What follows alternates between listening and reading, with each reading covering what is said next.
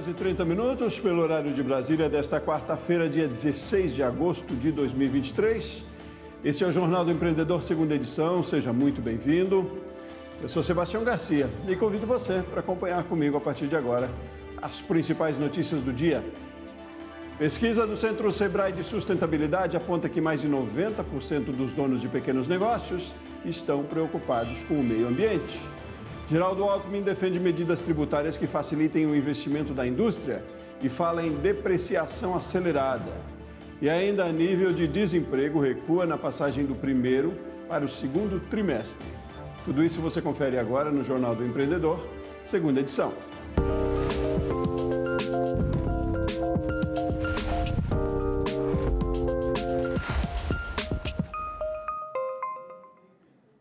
91% dos pequenos negócios do Brasil consideram importante incluir aspectos de sustentabilidade na gestão e quase 80% deles adotam práticas nesse sentido. Os dados são do Centro Sebrae de Sustentabilidade e foram apresentados no evento Programa ESG dos Pequenos Negócios Brasileiros em São Paulo. ESG, na sigla em inglês, corresponde às práticas ambientais, sociais e de governança de uma organização. Cada vez mais, no mundo todo, as empresas que se dedicam a esses temas estão entre as principais escolhas dos consumidores. Mas aqui no Brasil, qual é o grau de importância que os pequenos negócios brasileiros dão ao ESG? Foi essa pergunta que uma pesquisa elaborada pelo Centro Sebrae de Sustentabilidade do Mato Grosso procurou responder. Nós estamos construindo isso, né? Principalmente para o micro e pequeno empresário, é uma construção que está se fazendo. Essa pesquisa nos dá embasamento, nos dá meios e direções para que a gente possa, então, seguir nesse trabalho de conscientização do empresário, do micro e pequeno empresário no Brasil. Os resultados dessa pesquisa realizada pelo Sebrae do Mato Grosso foram apresentados nesse auditório do Sebrae aqui em São Paulo. Uma das principais mensagens passadas aqui é que o microempresário brasileiro não só se preocupa com as políticas de sustentabilidade, mas ele entende que a sustentabilidade também corresponde ao lucro. De acordo com essa pesquisa, Panorama ESG dos pequenos negócios brasileiros, quase 80% das micro e pequenas empresas no país adotam políticas de proteção do meio ambiente e a maioria dos empresários acredita que essas políticas ambientais e sociais afetam os negócios. Fica muito claro hoje que a empresa não só ela tem melhores resultados quando ela tem boas práticas ambientais, sociais de governança, mas também ela tem mais oportunidades de negócio e essas oportunidades só vão aumentar na medida em que as grandes empresas vão precisar para suas cadeias produtivas de empresas fornecedoras menores, qualificadas e atentas e capacitadas para se engajar nessas práticas. O levantamento feito com empresas do Brasil todo também mostrou que só 14% dos entrevistados ouviram falar de ESG. Por outro lado, ficou alento. Mais de 70% já ouviu falar do termo sustentabilidade empresarial e mais de 90% consideram importante a inclusão de aspectos ESG em sua gestão. As empresas já fazem a adoção dessas práticas, mesmo sem ter conceitualmente entendido o que significa o ESG, ou ecotécnicas, ou práticas de sustentabilidade. Mais do que isso, é a consciência que essas empresas já têm em prol desse protagonismo brasileiro para essa Agenda 2030, ou essa agenda imperativa da sustentabilidade. Lógico que da nossa parte do Sebrae é importante levar as melhores práticas, experiências de gestão para que essas empresas possam cada vez mais implementar essa prática e nós apoiarmos essa jornada. A pesquisa também abordou o papel das empresas na sociedade. Será ele mais voltado para fins lucrativos ou será que esse papel deve ser mais abrangente, com uma responsabilidade maior? O que nós precisamos trazer, e principalmente uma pauta de discussão para o futuro, é não só a transição para a tecnologia, a inteligência artificial, mas as relações humanas serem cada vez mais humanizadas. E essa humanização, dessa preocupação para com o seu ecossistema dos pequenos negócios, faz todo sentido quando você faz o engajamento de pessoas, clientes, consumidores, grandes empresas, parceiros, toda a governança em prol daquele território para desenvolvimento territorial. O recado está dado. As empresas que visam ao lucro precisam também prestar atenção em valores sociais, ambientais e de governança. Ao empresário, cabe estar pronto para um cenário empresarial que prioriza a sustentabilidade. Ser sustentável, ter bons modelos de governança e ter impacto social transcende o lucro da empresa. A empresa hoje tem que ter um papel, na verdade, de impactar a sociedade, e é isso que vai fazer a diferença dela para o seu concorrente. Na verdade, a sustentabilidade, inclusive, gera economia do processo de produção, mas mais do que isso, gera um diferencial para um consumidor cada vez mais consciente, para uma sociedade mais consciente, e estabelece uma coisa mais profunda, que é um pacto com as próximas gerações, né? E pensar que o planeta não é para nós, é para todos que virão. O Senado aprovou o projeto que cria a Política Nacional de Estímulo ao Empreendedorismo do Jovem do Campo. O objetivo é estimular o empreendedorismo entre os filhos de agricultores e apoiar iniciativas que viabilizem a permanência no meio rural. E aí, para falar sobre esse assunto, eu converso agora com o senador Zequinha Marinho, relator do projeto. Bom dia, senador, tudo bem? Tudo bom, Sebastião? Bom dia, satisfação estar no programa. Toda nossa, obrigado por aceitar o nosso convite. Senador, na prática, como que vai se dar a execução desse programa? O programa tem 4 eixos. Primeiro, educação empreendedora. Segundo, capacitação técnica. Terceiro, acesso a crédito. E quarto, difusão de tecnologia no meio rural. A escola convencional, ela está devendo muito, porque ela é um tanto desconectada da questão da economia, né? A gente não vê a escola preocupada com a vida real, né, do setor econômico para que o aluno avance. Então, nós temos escolas convencionais no setor rural e nós queremos evitar, né, que esse aluno termine um curso de ensino médio sem absolutamente saber nada sobre a economia que o pai dele, que a família dele desenvolve para sustentá-lo. Então, o projeto vem exatamente ao encontro dessa necessidade para que a escola pública da zona rural possa trazer um conteúdo que dê a esse aluno também, além da formação geral, para ele buscar a questão do ensino superior amanhã, mas também conteúdo que lhe dê condições de trabalhar em cima da terra que os seus pais têm e possa auferir lucros, sendo um verdadeiro empreendedor no campo. Para isso, né, o governo precisa estabelecer algumas políticas, como essas que nós colocamos aqui. A educação tem que ser voltada para o empreendedorismo, para a capacitação técnica, o crédito tem que estar disponível, a tecnologia também, e assim sucessivamente. Políticas públicas nesse sentido, então, mas a inclusão desse conteúdo nas escolas, eu digo na prática, no dia a dia, como vai ser? Além do acesso a crédito também, que você citou, mas para essa questão da educação, da educação financeira e da gestão do negócio que é a empresa, uma propriedade rural que é como empresa. Como vai acontecer na prática?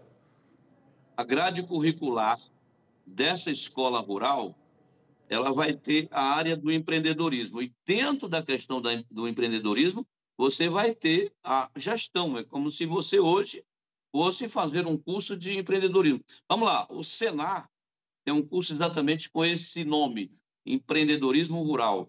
E dentro das 136 horas que o Senar tem para capacitar, ele dá, acima de tudo, a questão da gestão do negócio. Como é que se gerencia, como é que se faz para a coisa dar certo, como é que se faz contas, né? Então, a grade curricular, ela vai levar esse aluno não só para a questão teórica, porque, naturalmente, a teoria é muito fácil de você acessar, mas saindo ali de dentro, né, do espaço da escola, ele possa estar dentro da propriedade do próprio pai, né, do negócio do próprio pai, para poder, então, receber a aula prática de condução disso.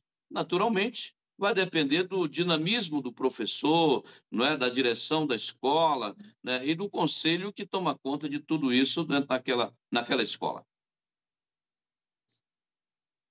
Instituída a criação do comitê de formação também, como funciona? Como vai funcionar? O comitê ele é formado por pessoas e por entidades, não é? Por exemplo, hoje nos pequenos negócios, o Sebrae é especialista em pequenos negócios. E a gente precisa do Sebrae chegando perto disso. Quem é que tem dinheiro para financiar, para tocar, né, para fazer isso acontecer na prática? O Senar. O Senar tem recursos, né, e a gente preza muito por isso aqui. Então, o Senar, o SEBRAE e o Senar são duas instituições muito importantes. A gente pode somar a isso aí, por exemplo, a questão das Emater. Emater vem com a capacidade técnica, com a capacitação técnica, digo melhor, e ela é importantíssima para isso. Enquanto você aprende na teoria como fazer a gestão, como empreender, como fazer essas coisas, o outro lado aqui, por exemplo, das Emater ou da cooperativa de prestação de serviço de assistência técnica, dá a esse aluno a noção de como plantar, de como manejar, como colher, como agregar valor e assim sucessivamente. Bom, o projeto segue ainda para a sanção presidencial, né, senador? Aguardamos, né? Eu tenho certeza que a ideia é interessante. Isso é um projeto que vem lá de 2015, de autoria do senador José Agripino Maia. Naquela época teve a relatoria do MOCA, lá do Mato Grosso, né? E daí vem de lá para cá. Então, chegou aqui mais recentemente, já em 2021, e que nos deram para relatar nesse momento. Fechamos isso tudo de forma bem pensada, bem trabalhada, né? E ontem votamos e foi aprovado no plenário. Segue daqui, então, para a presidência da República e nós aguardamos a sanção e a devida publicação no Diário Oficial da União. Muito bem. Senador Zequinha Marinho, do Podemos do Pará, muito obrigado pelas suas informações e a participação aqui com a gente no jornal. Nós que agradecemos. Um abraço a todo o pessoal que nos acompanha. Até mais. Olha, o Comitê do Banco Central participou de um encontro com integrantes da Frente Parlamentar do Empreendedorismo. Vamos conferir na reportagem. A alta taxa de juros do Brasil foi um dos principais temas debatidos na reunião entre a Frente Parlamentar do Empreendedorismo e o presidente do Banco Central, Roberto Campos Neto. Os congressistas questionaram sobre as medidas adotadas pela instituição para reverter essa situação. A ideia que ele sempre falou é de o Brasil poder fazer um pouso tranquilo, sereno, em que ele visa não só os juros, mas que ele visa o crescimento do Brasil e a inflação. Porque isso gera desemprego. Então, o problema é compatibilizar isso tudo. Ele acha que o Brasil está fazendo um caminho muito mais tranquilo do que o resto do mundo. Se você olhar os países emergentes, se você olhar os Estados Unidos, se olhar a Europa, ao invés de estar diminuindo os juros, estão aumentando os juros para evitar a inflação, para evitar desemprego. Este mês, a taxa Selic foi reduzida para 13,25% ao ano pelo Comitê de Política Monetária. Antes do reajuste, os juros chegaram a bater 13,75%, o maior índice registrado desde outubro de 2016. O índice ainda é considerado alto pelos parlamentares da FPE. A Selic elevada interfere na tomada de crédito das micro e pequenas empresas e afeta indiretamente o poder de compra das famílias. No entanto, o presidente da frente analisa o cenário com otimismo. Alguns setores eles podem ter um trabalho de juros diferenciados. O Banco Central dá apenas o norte da Selic. A Selic não é única, não tem a fonte. Você tem bancos de desenvolvimento que podem trabalhar isso com juros diferenciados para setores diferenciados. Então, eu acho que esse equilíbrio, eu acho que a conversa dele, hoje, o entendimento do Banco Central com o Ministério da Economia é uma outra relação, começou muito tenso, hoje já não é mais, eu acho que eles já estão falando a mesma língua. Então, eu acho que está no momento certo. Logicamente, nós que defendemos o empreendedor, que precisa de juros mais baratos, estamos trabalhando para que isso possa ser, mas isso não depende apenas de uma caneta de uma pessoa, de um ministro ou do presidente do Banco Central. Isso depende da conjuntura e eu acho que o Brasil está conseguindo chegar nesse momento de diminuição gradativa e contínua dos juros. E agora de manhã, o presidente do Banco Central esteve no Congresso Nacional da Abrazel, a Associação Brasileira de Bares e Restaurantes. O congresso, que está na 35ª edição, é realizado em Brasília e tem como pauta as tendências para o setor. O repórter André Lage tem as informações ao vivo. Bom dia, André.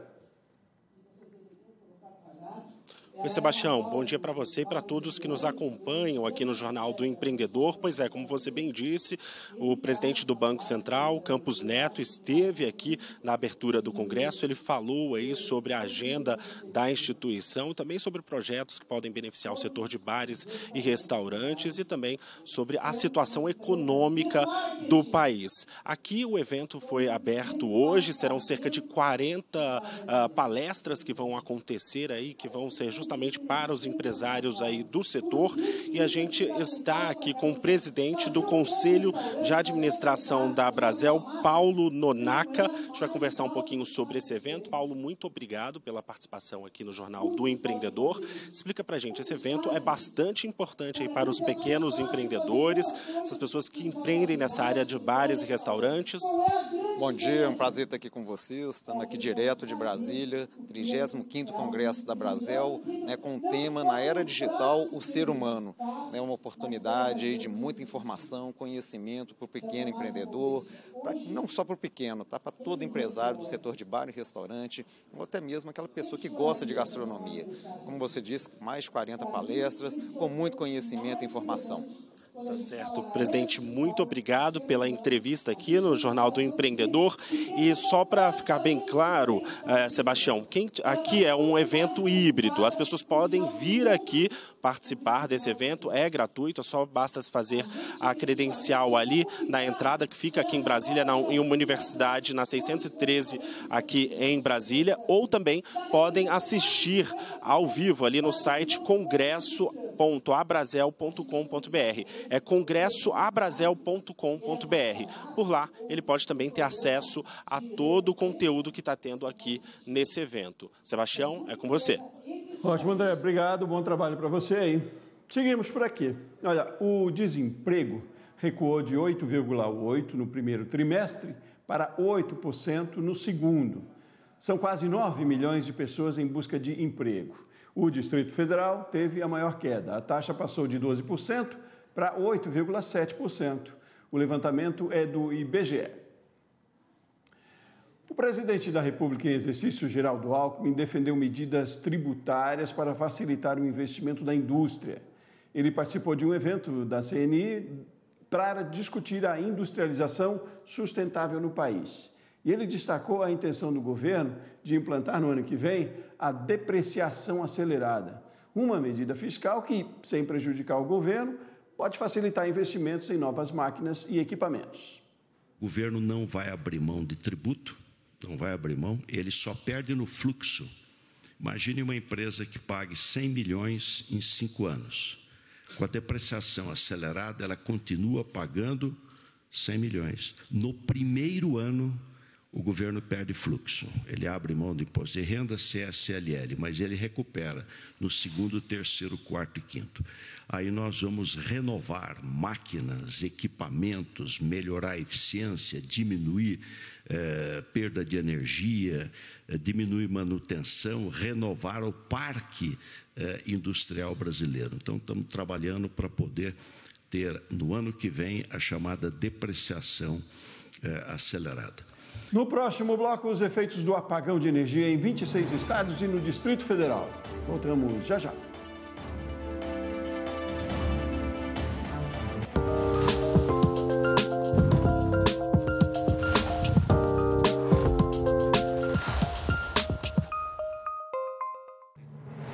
Dez minutinhos para o meio-dia, agora pelo horário de Brasília. Estamos de volta e ao vivo com o Jornal do Empreendedor, segunda edição. O blackout dessa terça-feira foi o mais extenso da história dos apagões no Brasil. Um dos pontos do problema foi identificado no Ceará, mas o governo ainda espera o relatório do Operador Nacional do Sistema. E o ministro de Minas e Energia vai pedir que a Polícia Federal e a ABIN investiguem as causas da queda de energia que provocou tantos transtornos para a população. A região mais atingida foi a Nordeste. Em Salvador, passageiros tiveram que deixar o metrô a pé e o acesso às estações foi fechado. Todo mundo depende do metrô e chega na hora o metrô falta. O trânsito ficou complicado com os semáforos apagados. Bancos ficaram fechados pela manhã. As lojas que abriram, mesmo no escuro, tiveram dificuldade para receber pagamento. Esse apagão, não faturamos hoje, né? É um dia perdido. Nos postos de combustíveis, as bombas pararam e houve muita fila de espera. E aí peguei um cliente desse aqui, que se não chegasse no meio do caminho ia faltar gasolina. No Piauí, o apagão durou mais de 3 horas. No maior hospital do estado, médicos tiveram que usar luz de celulares para finalizar cirurgias que estavam acontecendo no momento do apagão. No Sudeste, o cenário não foi diferente. A queda de energia afetou a linha 4 amarela, que liga o centro de São Paulo à Zona Oeste, com a operação mais lenta. O metrô estava lotado, mal dava para entrar e para sair do vagão. Em Belo Horizonte, o apagão prejudicou o funcionamento do metrô, que teve o serviço interrompido por cerca de 30 minutos. Vários semáforos também ficaram desligados. No Rio de Janeiro, 320 escolas municipais foram afetadas nas zonas norte e oeste. O apagão também atingiu aqui a nossa escola. A garotada está toda sem luz. O centro-oeste também foi atingido. Academias no escuro e com equipamentos parados. Em Brasília, a energia foi retomada em meia hora. Tempo suficiente para afetar a rotina de muita gente. Eu estava saindo para o trabalho, não pude trabalhar hoje de manhã. A região sul foi uma das menos afetadas pelo blackout. Ainda assim, foram muitos transtornos. Triste seu zap, seu celular, porque daí perde a internet. Em Santa Catarina, o apagão durou só 20 minutos, mas causou dor de cabeça para muita gente.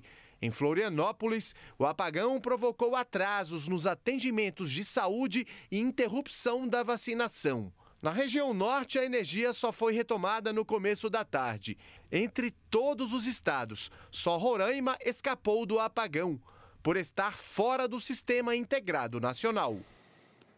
Pesquisa feita pela Aliança Empreendedora mostra o perfil de uma categoria expressiva entre pequenos empreendimentos, as costureiras. O levantamento foi feito em todo o país e vai ajudar a criar projetos de capacitação e valorização da categoria.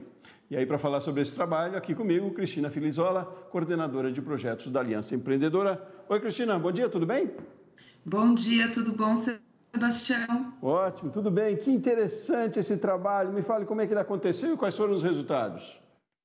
Sim, a gente fez uma pesquisa que conteve duas fases, uma primeira fase quantitativa e depois qualitativa de aprofundamento. Foi realizada pela Aliança Empreendedora e alguns parceiros para a gente entender melhor o perfil das costureiras de reparo de roupa. Então, a gente teve esse recorte dessas costureiras que muitas vezes trabalham em casa e que fazem reparos e consertos de roupa de forma geral. A primeira fase a gente entrevistou, participaram 180 pessoas de 21 estados brasileiros e a gente fez um aprofundamento com uma pesquisa qualitativa com 40 delas. O resultado que a gente tem de mais expressivo? Todas elas foram mulheres que participaram da pesquisa, 85% delas são mães, com uma média de 3 filhos por família. 57% delas não se sentem valorizadas pelo ofício e quando a gente foi aprofundar a pesquisa, a gente entendeu porque as pessoas pagam muito pouco e não valorizam a profissão e o preço cobrado por elas, mas mesmo assim elas gostam muito da profissão, gostam da oportunidade de poder trabalhar de casa e cuidar dos filhos e querem perpetuar essa atividade como costureira de reparos para os seus filhos. 91% delas trabalham, fazem esse tipo de serviço dentro das suas casas, como eu falei, como uma oportunidade também de poder ter essa rotina dentro de casa dos filhos. Só 54% delas são formalizadas, das formalizadas 97% são MEIs, que é o perfil mesmo dessa costureira. Muitas delas buscam capacitação online, porque são de regiões afastadas, que tem pouco curso de capacitação técnica, presencial, então elas vão em busca de capacitação e aprendem muita coisa pela internet ou aprenderam com os seus familiares, mães, avós, é um ofício que vai passando de geração em geração. Cristina, me diga, e as ações agora? A partir daí, com esses dados, com esse levantamento, o que pode ser feito? Agora a gente vai montar curso de capacitação especializado para essas costureiras de reparo de roupa em geral, onde a gente vai trabalhar os conteúdos que elas trouxeram para a gente como maiores desafios. Então a gente vai trabalhar conteúdo de precificação, porque a gente viu uma variedade muito grande de preço entre os mesmos tipos de serviço, trabalhar a gestão de estoque, gestão financeira. Por trabalhar dentro de casa, acaba misturando muito as contas, os pedidos, tendo um pouco controle. Então, a gente vai trabalhar bastante esse tema também. O espaço, como organizar minimamente, trazer maior segurança, qualidade de vida, porque muitas delas também relatam problemas de saúde pelo ofício, né, que é repetitivo da costura, e capacitação técnica. Vamos também buscar outros parceiros para poder oferecer maior capacitação técnica para essas costureiras. Muito bem. Cristina Filizola, coordenadora do programa Moda Justa e Sustentável da Aliança Empreendedora. Parabéns pelo trabalho. Muito obrigado pela sua participação mais uma vez aqui com a gente. Obrigada, Sebastião. Muito bem. E assim a gente termina essa edição do Jornal do Empreendedor. Outras notícias ao vivo aqui de Brasília, na edição das 7h30 da noite. Forte abraço para você, ótima tarde, ótimos negócios e até mais.